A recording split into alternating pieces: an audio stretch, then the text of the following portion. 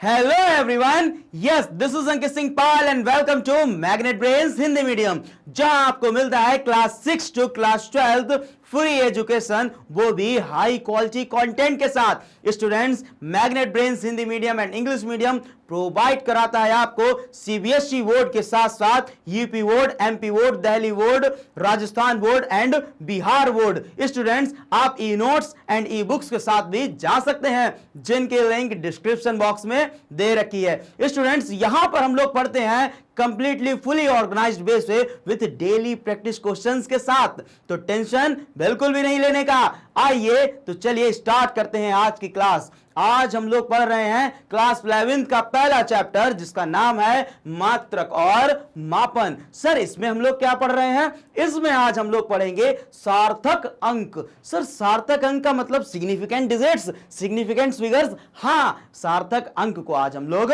पढ़ेंगे। तो जल्दी से सेशन को लाइक करें और अपने सारे दोस्तों के पास शेयर कर दें और चैनल को सब्सक्राइब भी कर लें। तो चलिए स्टार्ट करते हैं आज की क्लास को। तो स्टूडेंट, सार्थक अंक होता क्या है? सार्थक संख्या अथवा अंक, सिग्निफिकेंट फिगर्स और डिजिट्स। पहले पढ़ते हैं फिर समझते हैं। किसी निश्चित माप की संख्या करने के लिए आवश्यक अंकों की संख्या को सार्थक अंक कहते हैं। अगर मैं आपसे कहूं कि इस पेन की लंबाई आप बताइए, तो आप क्या करेंगे? किसी भी स्केल से इसको मापेंगे, इसको नापेंगे। अगर जब आप मापेंगे तो आप हो सकता है आप कहेंगे सर इसकी जो लंबाई है वो 2.12 है। कितनी है? 2.12 है। लेकिन अगर किसी और से कहें तो वो कहेगा सर 2.13 है। कुछ ना कुछ डिफरेंस आएगा, बिल्कुल आएगा, क्योंकि हमको ये तो पता है कि दो के बीच में है, लेकिन दो के बीच में एक्यूरेट कितना है वो हम लोग ज्ञात नहीं कर पाते हैं। गलती तो जरूर होती है, जिसको बोलते हैं त्रुटि, एरर बोलते हैं। क्या बोलते हैं? त्रुटि, एरर। तो स्टूडेंट्स, सार्थक अंक वो अंक होता है जो बताता है मापन की सत्यता बताता है। क्या बताता है? मापन की सत्यता, कि जो हमने मापा है वो कितना ज्यादा एक्यूरेट है, कितना ज्यादा सही है। तो वही लिखा है, किसी निश्चित माप, एकदम फिक्स्ड निश्चित माप की व्याख्या करने के लिए जो जिन अंकों की आवश्यकता पड़ती है उन्हीं संख्याओं को सार्थक अंक कहते हैं। किसी भौतिक राशि के मापन में सार्थक अंक उन अंकों की संख्या बताती है जिन पर हमें विश्वास होता है। सार्थक अंक अगर हमें दिख जाएं तो हम कहेंगे कि हां, ये जो चीज है वो एक्यूरेट लिखी हुई है। मतलब सार्थक अंक की मदद से हम लोगों को विश्वास होता है कि ये जो भौतिक राशि है, ये भौतिक राशि का ये बिल्कुल एक्यूरेट है। तो जिस पर हमको विश्वास होता है उन्हीं को हम लोग सार्थक अंक कहते हैं। किसी भी मापन में जितने अधिक सार्थक अंक होंगे, अर्थात यथार्थ सत्यता भी उतनी अधिक होगी। किसी भी अगर कोई चीज हम लोग माप रहे हैं और उस मापने में जितने ज्यादा सार्थक अंक होंगे, इसका मतलब हम लोग समझेंगे कि वो चीज, वो वैल्यू उतनी ज्यादा एक्यूरेट है, उतनी ज्यादा शुद्ध और सत्य है। समझ में आया? इसको बोलते हैं सार्थक अंक। अब बढ़ते हैं, सर सार्थक अंक को हम लोग कैसे नापें, कैसे ज्ञात करें कि इसमें कोई भी डिजिट है, इसमें कितने सार्थक अंक हैं? तो सार्थक अंक को ज्ञात करने के लिए बहुत सारे नियम है, नॉर्मली 5-6 नियम हैं। तो सार्थक अंकों की संख्या निर्धारण हेतु नियम।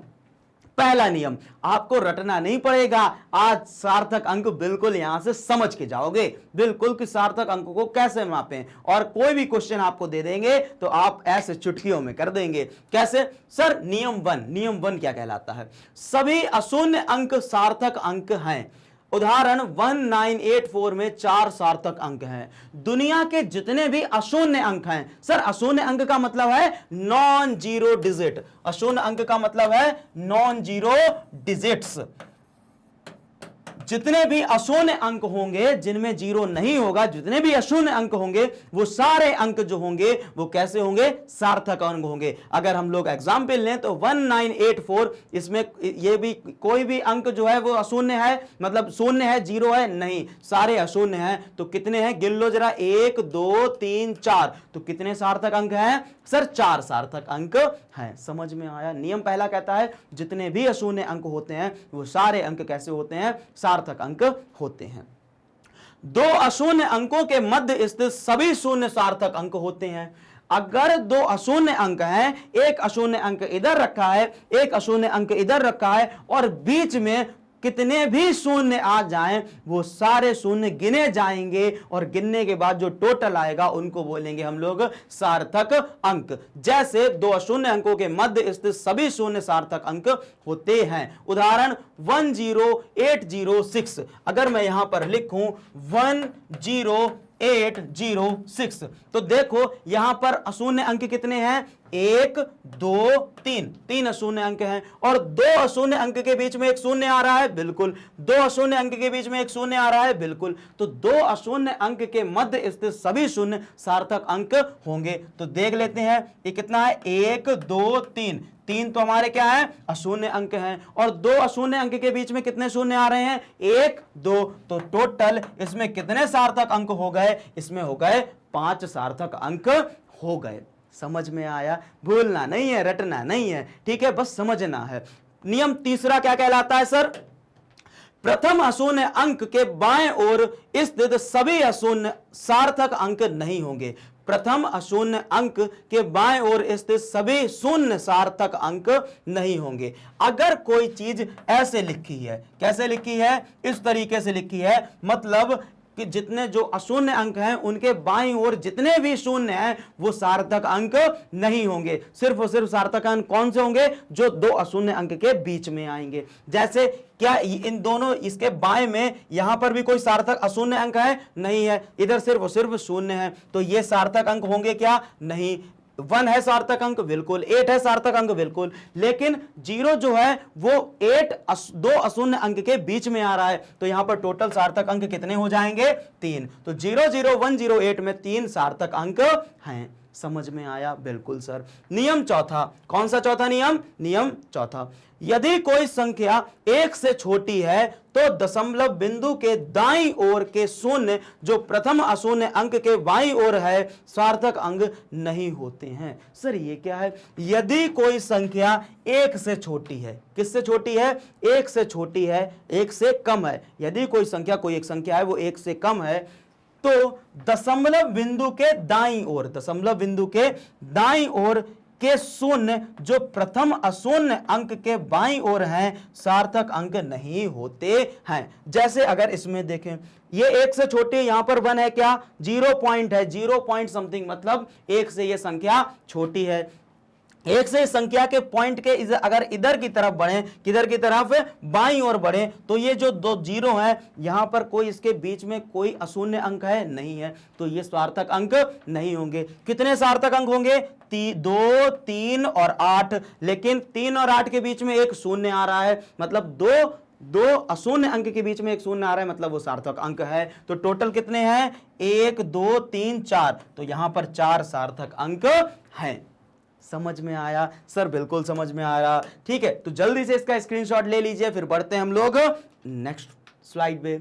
नियम 5वां, किसी संख्या में जिसमें दशमलव बिंदु हो अनुगामी शून्य अंतिम अशून्य अंक के दाईं ओर स्थित शून्य सार्थक अंक होते हैं। उदाहरण 0.01.080 में 4 सार्थक अंक हैं।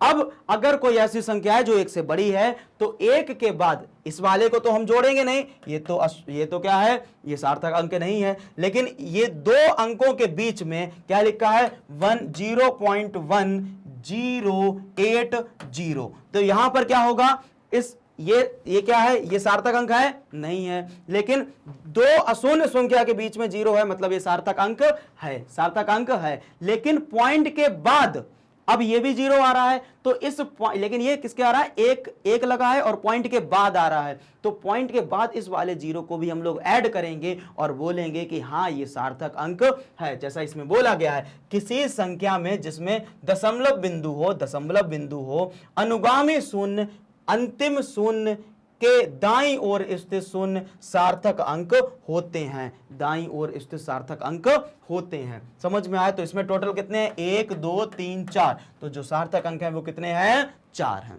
समझ में आया, ओके सर। इसके बाद बात करते हैं हम लोग, किसी संख्या में दशमलव बिंदु के बिना अनुगामी शून्य सार्थक अंक नहीं हो सकते हैं। जैसे 0101000 में सार्थक अंक की संख्या सिर्फ और सिर्फ 3 है। जैसे 0101000, यहां पर कोई दशमलव है नहीं है, तो कितने ये सार्थक अंक होगा? नहीं। ये सार्थक अंक होगा? नहीं, मतलब दशमलव है ही नहीं, तो पीछे वाले को जोड़ेंगे नहीं। तो टोटल कितने सार्थक अंक है? 1 2 और 1 2 अशून्य संख्याओं के बीच में है, तो इसको बोलेंगे टोटल कितने हैं? 3 सार्थक अंक हमारे हैं। समझ में आया? यस सर, समझ में आया है। तो देखते हैं, अगर समझ में आया तो जल्दी से वीडियो को यार लाइक तो बनता है, जल्दी से वीडियो को लाइक करें। ठीक है, 7वां नियम, जब किसी संख्या को चरघाती रूप में प्रदर्शित किया जाता है, तब चरघाती संख्या का सार्थक अंकों की संख्या पर कोई प्रभाव नहीं पड़ता है। अगर किसी संख्या को मतलब 10 की पावर में प्रदर्शित कर रहे हैं, किसमें कर रहे हैं? 10 की पावर में प्रदर्शित कर रहे हैं, तो उस चरघाती संख्या का सार्थक अंकों की संख्या पर कोई प्रभाव नहीं पड़ता है। जैसे अगर मैं आपको बताऊं 1 2 3 इंटू 10 की पावर 1 है, 1 2 3 इंटू 10 की पावर 3 1 है। जैसे यहां पर देखते हैं x इक्वल्स टू 1.3, हाँ इसी को देख लो, 1 2 3 इंटू 10 की पावर 1 है, तो ये 10 की पावर 1 है। आप ये ना सोचना 1 यहां पर 0 यहां पर लगा दें, हाँ इसका मतलब है कि इस जो पावर है इस पर कोई प्रभाव नहीं पड़ेगा, इसके सार्थक अंक का प्रभाव नहीं पड़ेगा। टोटल सार्थक अंक कितने हैं? 1 2 3, तो सीधे सीधे बोल दो कितने हैं सार्थक अंक? 3 हैं। समझ में आया? इसके बाद बढ़ते हैं हम लोग आगे। सर अब क्या पढ़ेंगे? सार्थक अंक समझ में आए? बिल्कुल सर, समझ में आए होंगे। अब क्या पढ़ेंगे? अब हम लोग पढ़ेंगे पूर्णांकन को, पढ़ेंगे राउंडिंग ऑफ को पढ़ेंगे। जैसे आपने पढ़ा होगा कि ये राउंड ऑफ होके ये डिजिट हो गई 5.589 ऐसे है, तो राउंड ऑफ हो गई, ये आ गई, एक संख्या बढ़ जाती है या फिर वही रहती है। तो अब हम लोग पढ़ेंगे राउंडिंग ऑफ को, पढ़ेंगे पूर्णांकन को पढ़ेंगे। किसी भी गणना का परिमाण जिसमें एक से अधिक अनिश्चित अंक हो, उचित सार्थक अंक तक लिखने के लिए पूर्णांकन किया जाता है। ऐसी कोई गणना जिसमें जिसका जो रिजल्ट है, परिमाण है, वो उसमें एक बहुत ज्यादा अनिश्चित अंक हो, 3333 बहुत ज्यादा अनिश्चित अंक हो, तब हम लोग सार्थक अंक को निकालने के लिए पूर्णांकन का यूज करते हैं, राउंडिंग ऑफ का यूज करते हैं। इसके भी नियम है, अंकों के पूर्णांकन के नियम, इसके भी नियम है। नियम के फॉर्म में याद करेंगे, एकदम से आसानी से याद हो जाएगा। सर इसके क्या क्या नियम है? यदि पूर्णांकन किए जाने वाला अंक 5 से अधिक है, किससे अधिक है? 5 से अधिक है, तो पूर्णगामी अंक में 1 की वृद्धि कर दी जाती है। अगर जो अंक है, यदि कोई पूर्णांक किए जाने वाला अंक है वो 5 से ज्यादा है, कैसा है? 5 से ज्यादा है, तो उससे जो पहले जो अंक आ रहा है उस अंक में 1 की वृद्धि हो जाएगी। जैसे 6.87 है, क्या है? 6.87 है, तो ये पॉइंट के बाद ये है। अब ये 7 जो है ये कैसा है? 5 से कम है या ज्यादा है? 5 से ज्यादा है। अगर 5 से ज्यादा है तो यहां पर 1 में वृद्धि हो जाएगी, मतलब 6.9 हो जाएगा। समझ में आया? हाँ या ना? बिल्कुल सर। यदि पूर्णांकन किए जाने वाला अंक 5 से कम है तो पूर्णगामी अंक अपरिवर्तित रहता है। अगर कोई 5 से छोटा है तो क्या होगा? जैसा लिखा है वैसा ही लिखा रहेगा, मतलब वो हट जाएगा। जैसे 3.94 है, तो ये 4 जो है वो 5 से छोटा है या बड़ा है? आप बोलोगे सर ये तो 5 से छोटा है। 5 से छोटा है तो इसका जो सार्थक अंक हो जाएगा वो 3.9 ही हो जाएगा। समझ में आया? Yes sir. इसके बाद बात करते हैं नियम 3। किसकी बात करते हैं? नियम 3 की। यदि पूर्णांकन किए जाने वाला अंक 5 है तो पूर्णगामी संख्या में 1 की वृद्धि हो जाती है। यदि यह एक विषम संख्या है, यदि एक विषम संख्या है तो इसमें वृद्धि हो जाती है और अपरिवर्तित रहती है यदि एक ये सम संख्या है। यहां पर भी एक लॉजिक है। अगर जो पूर्णांकन किए वाला जो अंक है वो 5 है, कैसा है? 5 है। अगर 5 है तो वृद्धि कब होगी? जब ये संख्या कैसी हो? 1 की वृद्धि कब होगी? जब ये संख्या कैसी हो? विषम हो। कैसी हो? विषम हो। ठीक है, तब वृद्धि होगी। और अगर सम है तो कैसा रहेगा? जैसा है वैसा ही रहेगा। आइए इसको समझते हैं एक एग्जांपल से। 14.35 दे रखा है। क्या दे रखा है? 14.35। अब ये 5 क्या करना है हम लोगों को? पूर्णांक करना है, 5 को क्या करना है, पूर्णांकन राउंडिंग ऑफ करना है। लेकिन इससे जो पहले संख्या दे रखी है, इससे जो पहले संख्या दे रखी है, ये इवन है या ऑड है, सम है या विषम है? सर ये तो 3 है, 3 का मतलब विषम है। अगर विषम है तो एक ये बढ़ जाएगी, एक इसमें ऐड हो जाएगा, तो अब क्या आ जाएगा, 14.4 आ जाएगा। समझ में आया? अगला देख लेते हैं ऐसे ही, जैसे 14.45 दे रखा है। क्या दे रखा है, 14.45। तो 5 को हमें क्या करना है, राउंडिंग ऑफ करना है, पूर्णांकन करना है। तो अब इससे पहले वाली संख्या 4 क्या है, सम है या विषम है? सर ये तो इवन है। अगर इवन है तो अपरिवर्तित रहेगी, वही लिखा है, तो क्या आ जाएगा, 14.4 ही आ जाएगा। मजा आ रहा है ना? बिल्कुल सर, हमें तो मजा आ रहा है। अगर मजा आ रहा है तो जल्दी से बेटा सेशन को लाइक भी कर दीजिए। तो बढ़ते हैं आगे। अब हम लोग देखेंगे परिमाण की कोटि, ऑर्डर ऑफ मैग्नीट्यूड। क्या देखेंगे, ऑर्डर ऑफ मैग्नीट्यूड।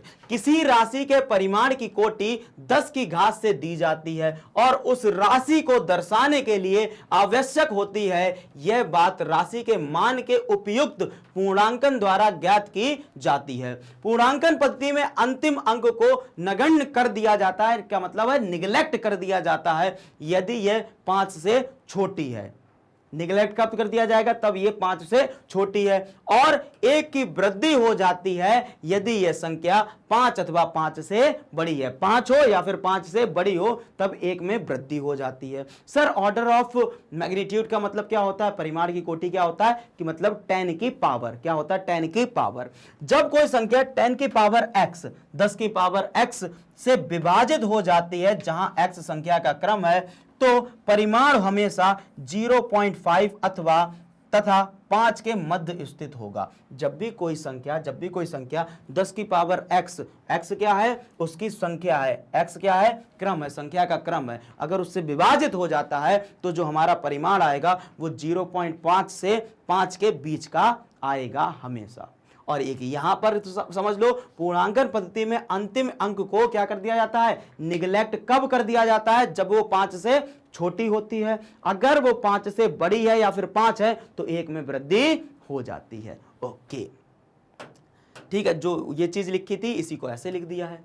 ठीक, अब बढ़ते हैं हम लोग आगे। जैसे यहां पर देख लो उदाहरण, निम्न राशियों के परिमाण की कोटि निम्न प्रकार से ज्ञात की जाती है। जैसे 49 है। क्या है, 49। तो 49 को आप लोग ऐसे लिख सकते हैं, अगर पावर में लिखना है 10 की पावर में तो एक पॉइंट इधर भेज दिया, तो क्या लिख दिया, 4.9 इंटू 10 की पावर 1। क्या लिख दिया, 4.9 इंटू 10 की पावर 1। अब सीधे इसका परिमाण कोटि क्या हो जाएगा, 1 हो जाएगा। क्या हो जाएगा, 1 हो जाएगा। अब 51 को देखें तो 5.1 पॉइंट 1 इधर कर दिया, 1 हो गया। क्या हो गया, 1 हो गया। अब ये जो 4 था ये कैसा था, 5 से कम था। कैसा था, 5 से कम था। तो जैसा है वैसा ही रहा, कोटि कैसी रही, 1 रही। अब ये क्या है, 5 है। हमने कहा अगर 5 होता है या फिर 5 से ज्यादा होता है तो 1 की वृद्धि हो जाती है। तो अब पावर कितनी हो गई, 10 की पावर 2 हो गई। तो इसकी परिमाण की कोटि कितनी हो गई, 2 हो गई। समझ में आया? अगर कोई चीज 0.049 तो पॉइंट को इधर लाएंगे, मतलब 10 की पावर -2। 10 की पावर -2 5 से कम है तो वैसा ही रहेगा, मतलब परिमाण की कोटि -2 ही रहेगी। इधर चले जाओ, 10 की पावर माइनस इधर लाएंगे, इधर की तरफ लाएंगे, 10 की पावर -2। अब 5 है, 5 मतलब 1 में वृद्धि होगी, तो 10 की पावर -2 प्लस 1 में वृद्धि होगी, प्लस माइनस माइनस मतलब 10 की पावर -1। तो परिमाण की कोटि कितनी आ जाएगी, 10 की पावर -1 आ जाएगी। समझ में आया? 0.051 है, इसको इधर लाओ, 10 की पावर -2। अब 5 है मतलब 1 की वृद्धि होगी, तो दोबारा से -2 + 1 करेंगे, 10 की पावर -1 आ जाएगी। परिमाण की कोटि 1 आ जाएगी। समझ में आया इतना? स्टूडेंट्स अगर इतना आपको समझ में आया हो और क्लास आपको पसंद आई हो, इतना भरोसा देता हूं क्लास तो पसंद आई होगी और क्लास में मजा भी आया होगा, हाँ या ना? सार्थक अंक अब आपको रटने नहीं पड़ेंगे, आप आराम से सार्थक अंक बता देंगे। इन नियम्स को फॉलो करके, इन लॉज को फॉलो करके आप बता देंगे कि इसमें कितने सार्थक अंक हैं, कितनी सिग्निफिकेंट डिजिट्स हैं।